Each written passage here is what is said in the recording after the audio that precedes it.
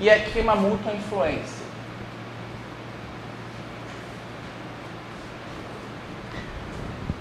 No caso do Mandeville, vai influenciar o próprio Buckler e também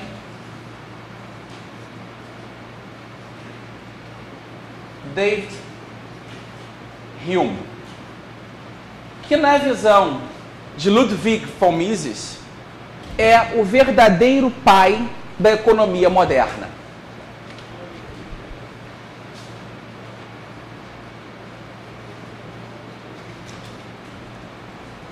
Buckler vai dizer que as categorias de egoísmo ou de altruísmo não são categorias éticas. O homem pode agir no seu próprio interesse fazendo o bem do próximo. E ele pode agir no interesse do próximo fazendo o bem uma outra pessoa. Então a ética não pode ser limitada pela finalidade da ação. Se eu estou agindo para o meu interesse ou do próximo, e sim pelos meios utilizados. Se são meios justos que não vão ferir o direito do meu semelhante. O pensamento de Hume ele acaba influenciando 3 correntes éticas que vão marcar quase todo o pensamento moral no século XIX.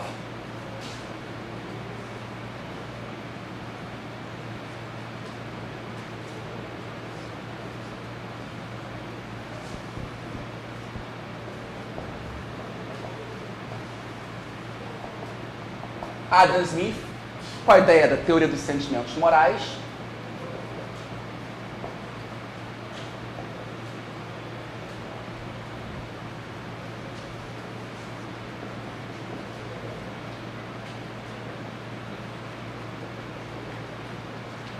Immanuel Kant, com a ideia do imperativo categórico.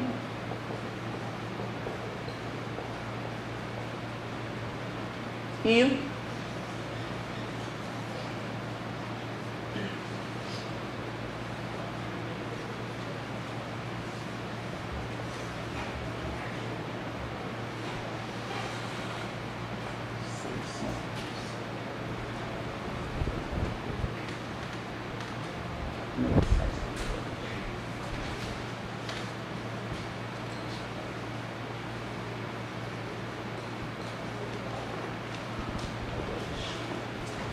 Buckler também influencia Kant e Adam Smith, que é diretamente influenciado por Adam Smith. E Buckler também influencia Hume.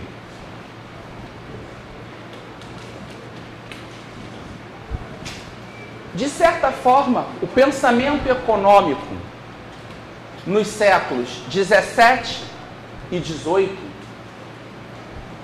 está sendo entendido dentro desse grande debate ético. A visão de que Adam Smith cria a moderna economia científica ao separar a economia do debate jurídico e ético é uma falácia, visto que o tratado dele de economia era o 4º ano do curso dele de ética. E ele nunca pensou a riqueza das nações dissociada da teoria dos sentimentos morais, nem das conferências sobre filosofia do direito. Quem vai fazer a grande separação entre economia e direito, entre economia e ética, é David Ricardo. Não é à toa que David Ricardo se torna uma das principais fontes do pensamento marxista. O pensamento marxista, nesse aspecto, ele é a fusão de três correntes intelectuais, muitas vezes antagônicas.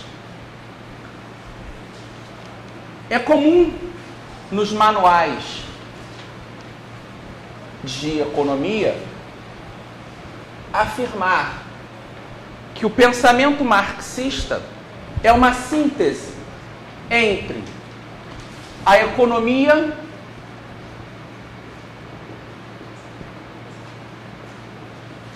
política clássica, tal como formulada por David Ricardo,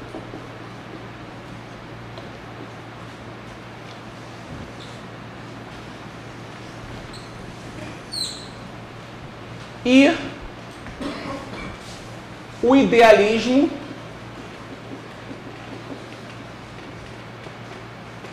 tal como formulado por Hegel.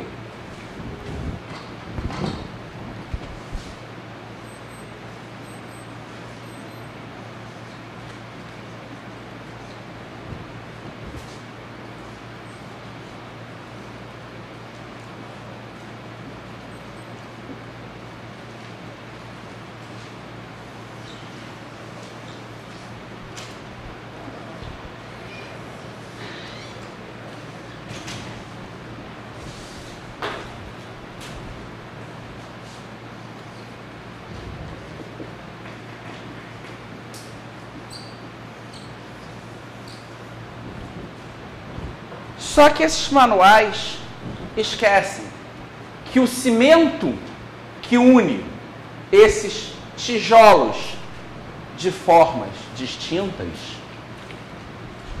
é o positivismo de Augusto Comte. A ideia de que o homem, por suas meras forças intelectuais, pautado numa concepção mecanicista da realidade, pode transformar o mundo que o cerca. O homem é tão inteligente que ele pode criar deliberadamente a ordem que o cerca.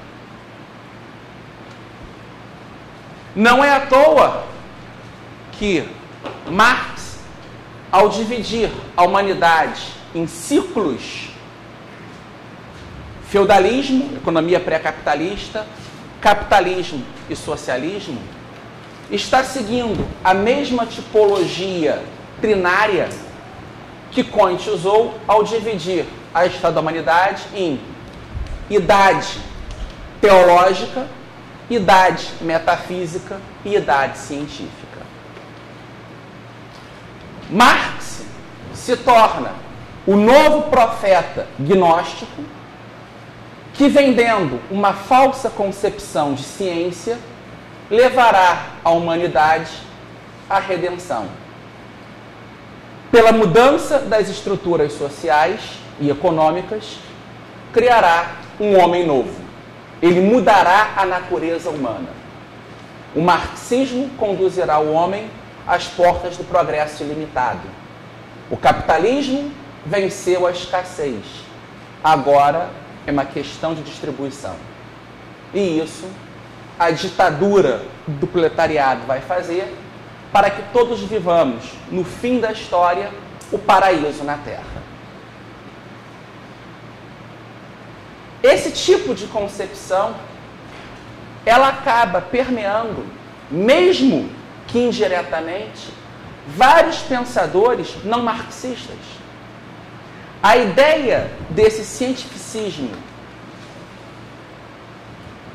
demonstrando que o homem é tão esperto que é capaz de criar a ordem que o cerca, se encontra no monetarismo, se encontra no public choice, se encontra no keynesianismo, em várias vertentes da economia neoclássica, até autores respeitáveis como Lionel Robbins, os neonacionalistas, um Douglass North. Há uma crença em que mais importante que entender e descrever a realidade que nos cerca, a função do economista é prescrever os remédios para todos os males da humanidade. Aquilo que Hegel denominou de arrogância fatal, ou conceito fatal.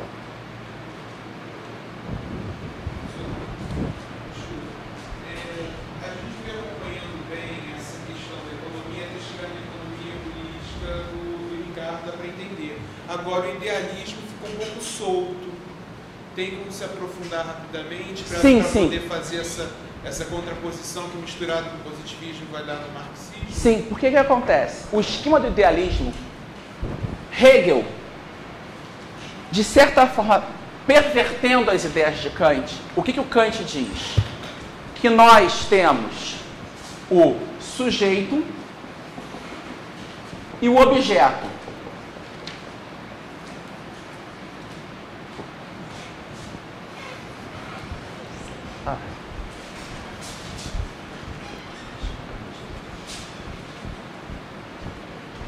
Sujeito e o objeto.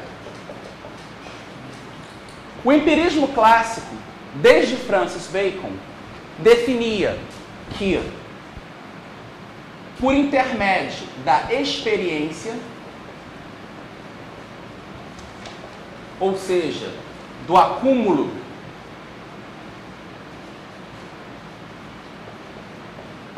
de fatos, é possível conhecer a realidade tal qual ela é.